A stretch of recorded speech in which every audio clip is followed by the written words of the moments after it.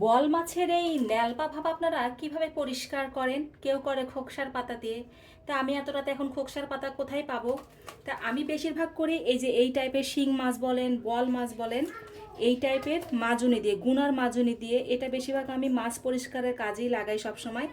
তো এইভাবে আলতো করে পরিষ্কার করলে কিন্তু একদম খুব সুন্দর পরিষ্কার হয়ে যায়, একদম খোকসার পাতার চেয়ে ভালো কাজ করে।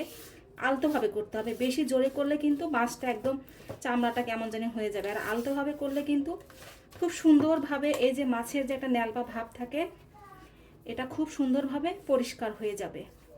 এভাবে পরিষ্কার করে দেখবেন, খুব সহজ হয়। এই যে এই গুনার মাজনি দিয়ে, যেটাতে সবাই প্লেট মাজে, এইটা দিয়ে আমি বল মাছ বলেন, মাগুর মাছ বলেন, শিং মাছ বলেন, আর পাঙ্গাস মাছ বলেন, সব মাছই কিন্তু খুব সুন্দরভাবে এইটা দিয়ে একদম সুন্দর করে পরিষ্কার করে নেওয়া যায়। এই তো।